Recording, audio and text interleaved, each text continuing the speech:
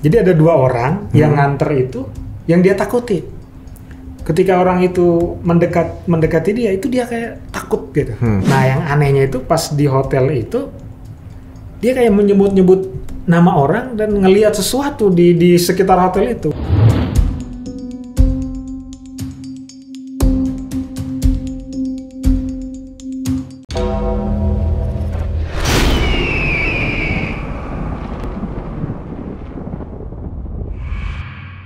Pada saat itu saya nganter jamaah dan saya ikut ke sana. Nah,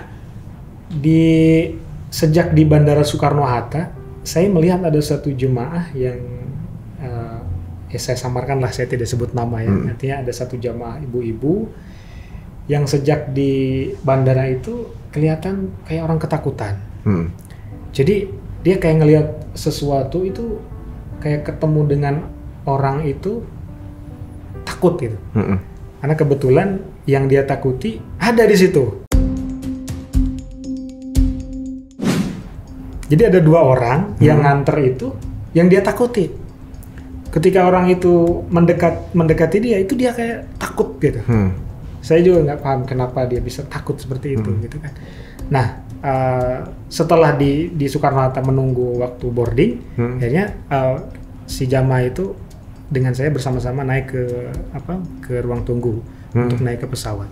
Nah, di atas pesawat, selama pas dari mulai naik pesawat itu sampai landing di Jeddah itu si ibu itu nggak berhenti muntah terus. Saya pikir, oh karena orang kampung pertama kali naik pesawat mungkin mabok perjalanan. Saya masih maklum itu di awal-awal ya, pas kita take off sejam gitu. Oh biasa kali, mungkin karena kaget gitu kan, mabuk perjalanan. Tapi ternyata itu terus berlanjut selama di perjalanan itu. Bahkan saya udah minta sama pramugari itu, minta air hangat segala macam, dibawain diminum, sampai minum obat dan sebagainya. Itu kan karena bawa obat-obatan, itu nggak mempan, terus aja muntah. Dan yang anehnya itu muntahnya itu nggak keluar apa-apa. Jadi kalau bahasa Sunda itu namanya micung ya. Micung itu muntah tapi nggak ada yang keluar.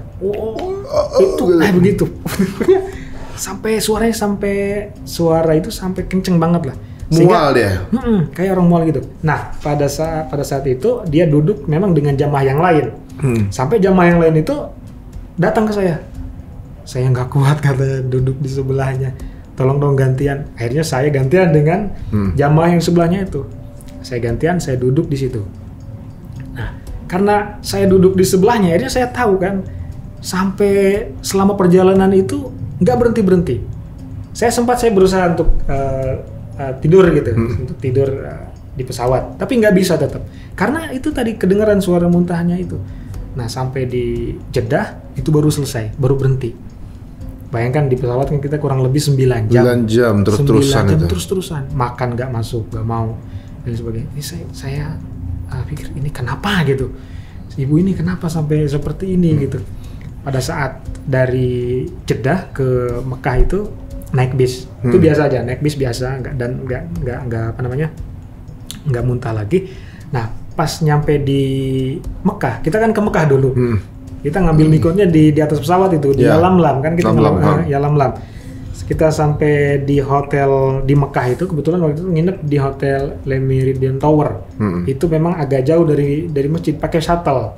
Adanya posisinya di daerah Kudai, ya, daerah Kudai hotel Le Méridien itu. Nah, sampai di kamar hotel langsung kayak orang kena panas gitu. Jadi kayak orang diinin api, kayak orang kebakar, disulut api gitu. Sampai dia teriak-teriak di kamar itu. Pada saat nyampe di kamar hotel itu, ini kenapa? Saya bilang, baru nyampe, kita mau siap-siap mau tawaf kan, dan niat kita mau tawaf. Pada saat di situ di kamar hotel itu saya dipanggil sama ada satu temannya jamaah itu yang masih satu kampung, dipanggil. Ini kenapa Ustaz, katanya gitu kan.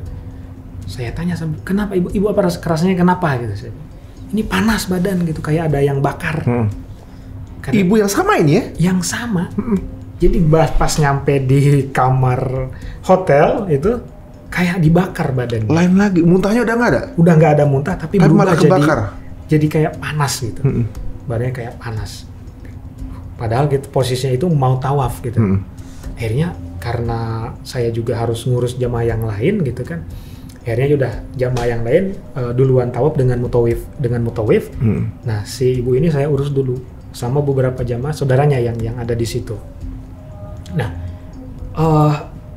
dia merasa badannya itu panas. Saya penasaran ini kenapa. Sampai saya waktu itu sampai calling ambulan. Ambulan yang ada di Saudi gitu kan, layanannya gratis ya. Saya calling ambulan, maksudnya memastikan sakit apa gitu ibu ini. Pas dibawa ke rumah sakit, di rumah sakit nggak ada apa-apa. Ini katanya nggak sakit apa-apa. Kata dokternya di rumah sakit itu nggak sakit apa-apa. Akhirnya setelah di rumah sakit balik lagi ke hotel. Ke hotel karena di rumah sakit itu nggak dicek nggak ada apa-apa. Nggak ada apa-apa. Nggak sakit apa-apa. Belum umroh lagi ya? Belum umroh kan harus menjaga larangan ihramnya itu kan. Akhirnya balik lagi ke hotel. Nah sampai di hotel masih begitu. Nah yang anehnya itu pas di hotel itu dia kayak menyebut-nyebut nama orang dan ngelihat sesuatu di sekitar hotel itu.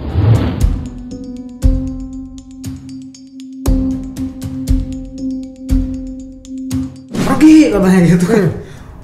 Pergi katanya, udah jangan ganggu saya mau ibadah katanya si ibu itu kan pakai bahasa Sunda. Jadi dia kayak ngelihat orang, ngelihat sesuatu di pojokan hotel itu. Tapi dia sampai tangannya tuh sampai kayak ngusir gitu kan. Udah pergi sana gitu kan, jangan ganggu saya mau ibadah ini gitu kan. Nah udah tuh pas nyampe pas dia teriak-teriak begitu, kemudian ngusir-ngusir orang yang dia lihat ya. Karena kalau saya dan yang lainnya nggak ngelihat ada sesuatu atau ada orang gitu kan, nggak ngelihat, cuman si ibu itu yang ngelihat, katanya ada itu ngikutin atau apa namanya ada di pojokan katanya gitu orangnya nakut-nakutin dia gitu.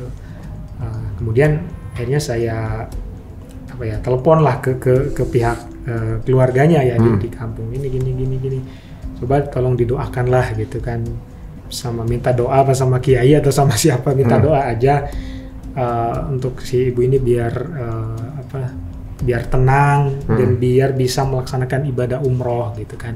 Akhirnya udah lewat video itu didoakan gitu kan. Ya udah mudah-mudahan kata si kiainya, mudah-mudahan si ibu ini bisa tidak ngerasa ada yang ganggu lagi gitu kan. Setelah itu baru agak tenang baru saya bawa untuk tawaf gitu. Gitu bawa tawaf, pas di tawaf tuh ya kayak masih ngelamun gitu. Pas tawaf itu masih kayak orang bingung gitu. Kayak orang bingung.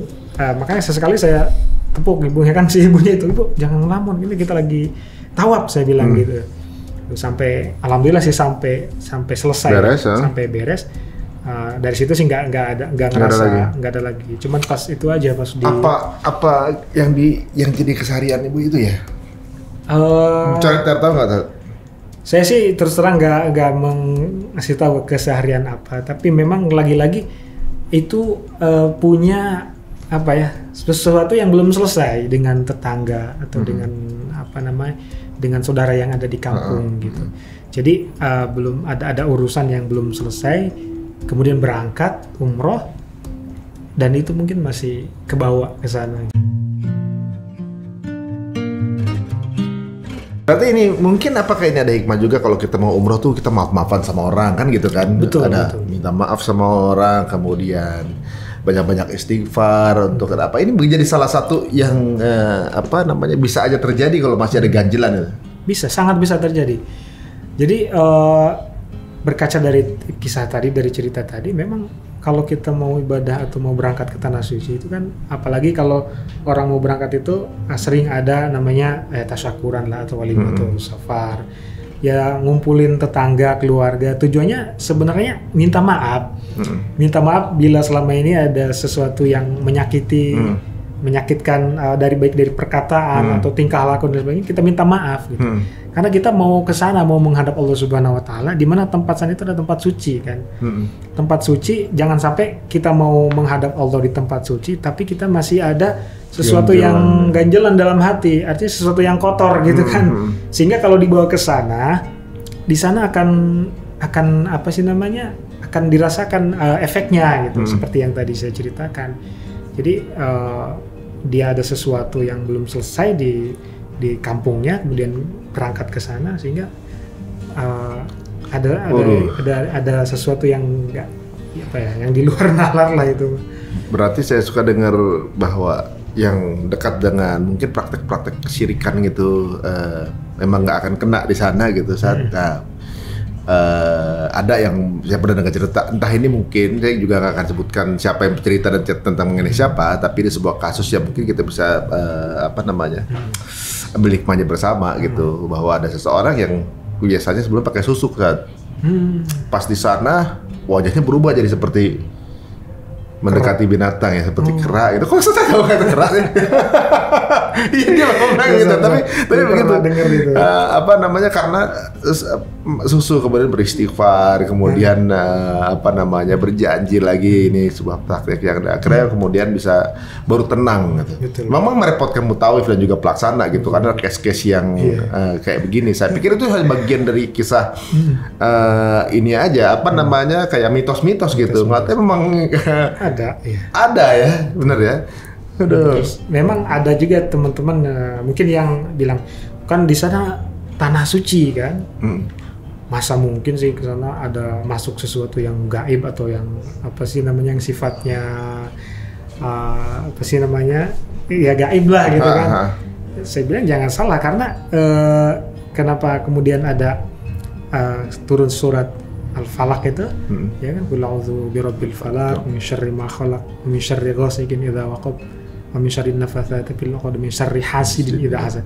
Jadi kan ayat itu turun karena Nabi dulu pernah merasakan sihir, ya kan, sama ahli sihir yang Arab itu pernah merasakan, makanya kemudian sekarang orang suka baca surat Al-Ikhlas, surat An-Nas, surat Al-Falaq itu untuk membentengi diri dari pengaruh-pengaruh jahat gitu kan. Pengaruh-pengaruh jahat yang memang itu dari kalangan jin gitu atau manusia dan sebagainya. Itu ada gitu kan. Sehingga orang bisa merasakan hal-hal seperti itu di sana gitu. Tapi kalau untuk yang melakukan kegiatan baik, cash juga nggak baik juga? Cash juga. Contohnya? Ini kejadian sama jamaah, kebetulan ini jamaah orang tua dari teman saya. Masih alumni dari satu pesantren. Waktu itu teman saya ini memang kerja di waktu itu masih perluasan bandara Terminal 3. Kalau nggak salah Waskita lah itu ininya yang perusahaannya. Kemudian singkat cerita, teman saya ini diumrohkan sama bosnya, tapi teman saya bilang, saya nggak mau kalau sendiri, saya pengen sama ibu saya. Akhirnya diberangkatin sama ibunya, lewat saya waktu itu. Ya udah, akhirnya berangkat teman saya dengan ibunya. Ketika saya main ke rumahnya di daerah Bogor, memang beliau itu luar biasa baik banget. Kerjaannya memang kalau istilah orang sana itu dukun beranak atau paraji ya. Jadi suka membantu orang yang mau melahirkan. Mau siang, mau malam, mau jam berapapun, beliau itu selalu standby dan selalu hadir ketika ada orang minta bantuan. Padahal kondisinya perkampungan yang berbukit ya. Jadi masih kampung banget. Dan untuk jalan dari rumahnya ke rumah yang lain itu sangat curam jalannya. Dan juga gelap juga karena penerangan belum maksimal di daerah tersebut. Nah, ketika berangkat di sana itu luar biasa mendapatkan kenikmatan itu ketika berada di Madinah dan di Mekah. Kalau yang mungkin dikasih hadiah misalnya kurma, itu mungkin masih biasa lah. Tapi kalau si ibu ini dikasih uang real, dikasih jilbab, dikasih kurma yang banyak itu. Jadi orang tuh tiap hari tuh ngasih ke beliau nggak tahu dari orang dari mana itu ngasih sama beliau gitu. Sama beliau itu, sama si ibu tadi yang kerjanya di Indonesia sebagai paraji tadi, sebagai dukun beranak tadi.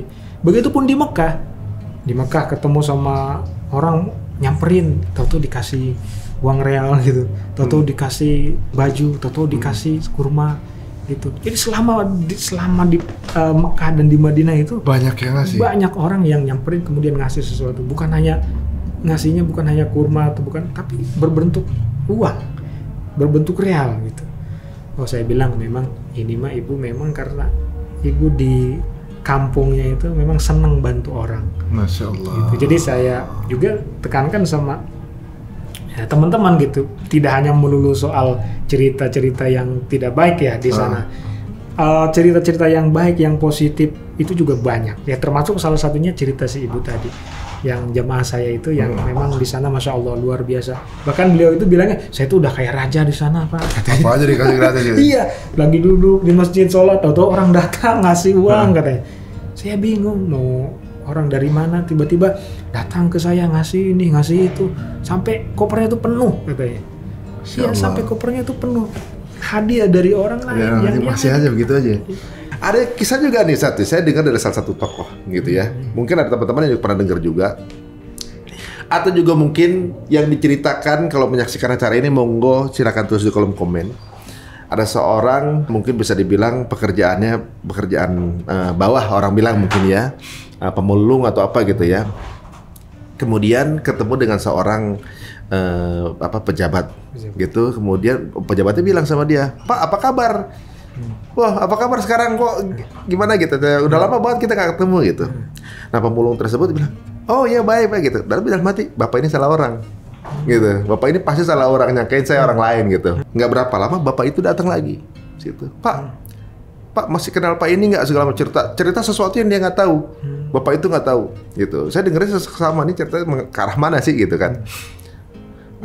"Bapak masih ingat Pak nih waktu kita foto bareng. Ketika foto dia cerita mengenai perjalanan umroh.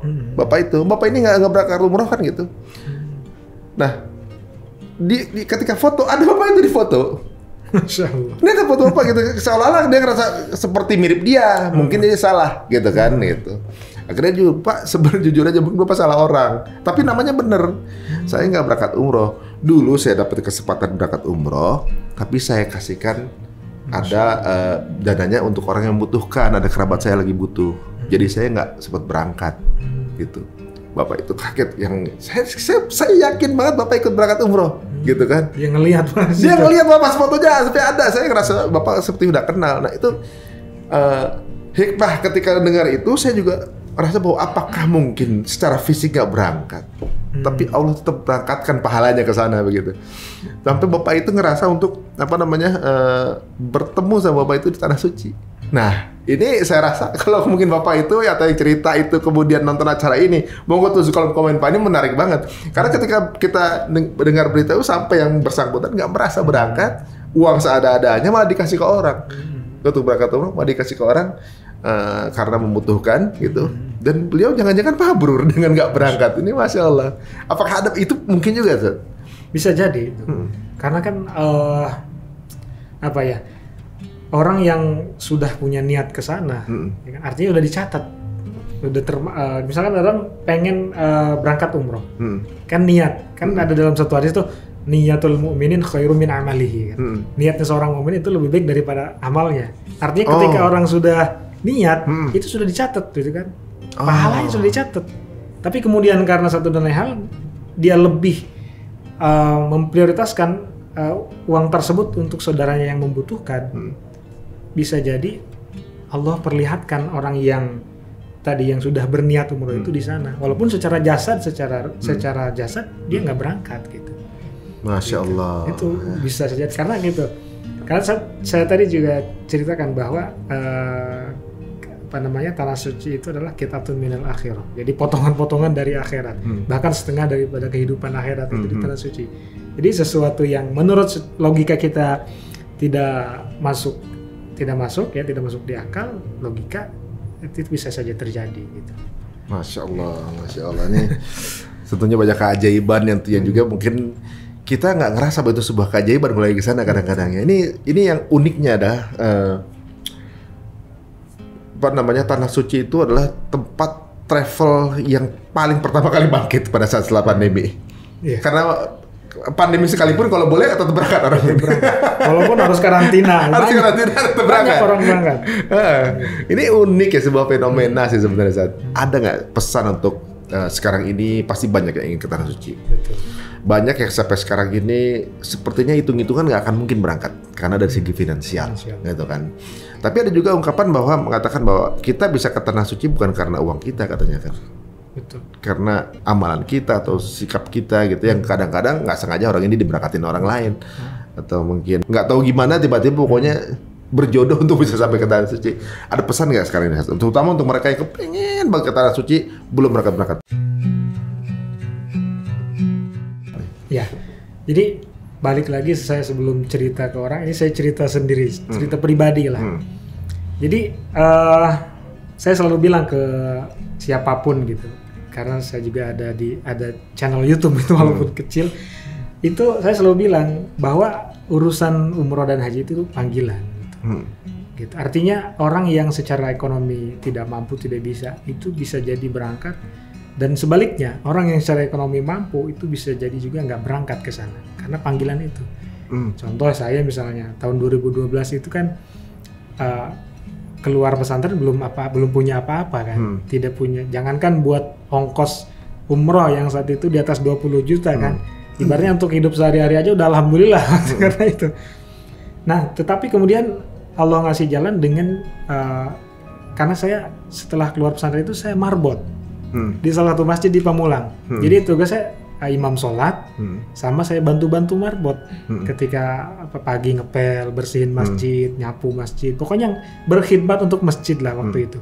Tiba-tiba pas lagi jamaah di masjid, ada orang ngajak ngobrol setelah sholat, gitu. Ngajak ngobrol, nanya ke saya, Ustaz tinggal di mana? Oh saya tinggal di sini di masjid. Oh dulu pesantren atau kuliah atau di mana? Ya saya sempat pesantren dan saya kuliah jurusan pendidikan bahasa Arab, saya bilang gitu.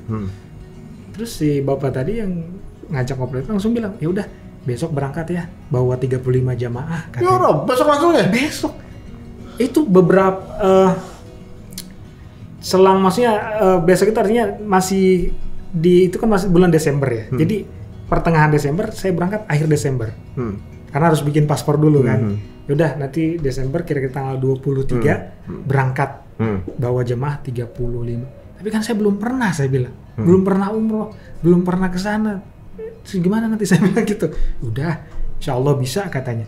Nah dari situ saya langsung beli buku, langsung nonton di YouTube segala macam, saya pelajari segala macamnya. Alhamdulillah sampai di sana bisa juga bawa jemaah. Dan Allah kasih kelancaran, padahal belum pernah sama sekali. Nah awal mulanya dari situ, gitu. Masya Allah. Udah berangkat umroh ke sana, kemudian dikasih gaji lagi kan, dikasih udah berangkat gratis, lagi, dibayar lagi.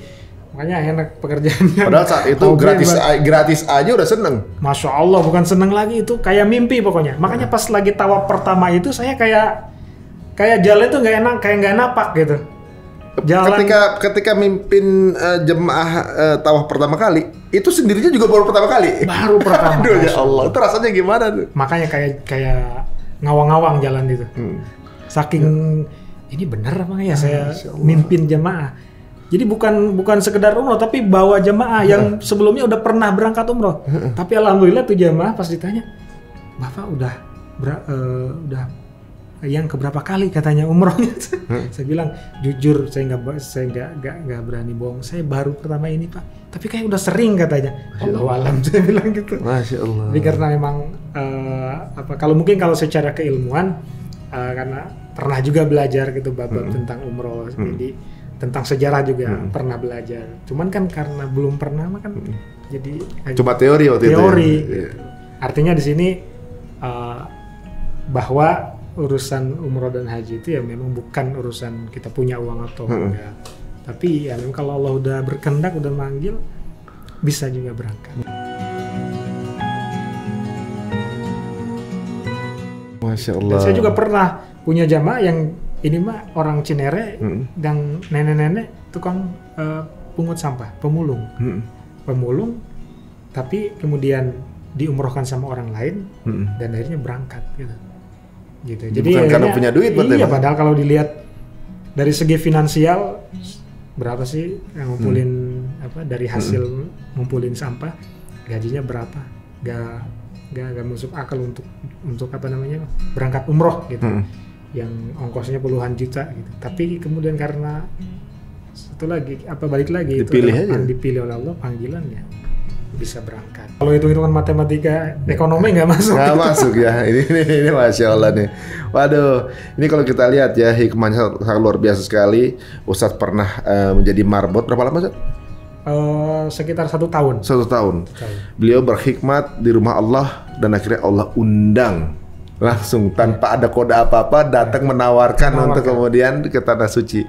Dan sekarang jadi profesi Ustadz sekarang sudah 10 tahun. 10 tahun. Masya Allah, luar biasa. Teman-teman semua, banyak hikmah dari obrolan kita ini dan mudah-mudahan akan menjadi penyemangat kita. Ayo kita ke tanah suci. Ibaratnya kita pasti akan menemukan satu momen kita masing-masing ya, Ustaz ya. Dan apalagi Ustadz ini udah menyaksikan banyak sekali momen yang semoga akan menjadi tambahan penyemangat buat kita. Kalau teman-teman mau kenalan lebih lanjut dengan Ustadz, apa IG-nya, apa YouTube-nya? Boleh, kalau misalnya di Instagram ada nama saya sendiri, Muksid Haitami, @muksidhaitami. Kalau di YouTube-nya juga nama saya, Muksid Haitami. Ya mungkin bisa silaturahim atau ingin lebih dalam kita sharing atau diskusi, monggo silahkan. Bisa melalui Instagram atau bisa juga nonton video-video saya yang lain di channel YouTube saya. Masya Allah, luar biasa teman-teman. Mudah-mudahan di obrolan ini menambah semangat dan kita doakan, Ustaz, siapa tahu yang belum pernah ke tanah suci, amin, bisa berangkat secepatnya. Amin. Insya Allah. Terima kasih Ustaz waktunya. Sama-sama. Moga-moga nggak kapok, kita undang sini lagi. Dan suatu saat siapa tahu kita bisa bersama-sama ke tanah suci ya. Amin.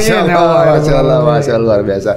Teman-teman semua, jika dipikir atau dirasa bahwa tayangan ini menginspirasi, monggo silahkan di-share sebanyak-banyaknya ke teman-teman semua yang lainnya. Dan jangan lupa juga untuk komen, masukan apa yang kira-kira perlu kita kembangkan dari channel kita. Dan jangan lupa doanya kita tunggu. Sampai ketemu lagi. Kita dengan Assalamualaikum warahmatullahi wabarakatuh.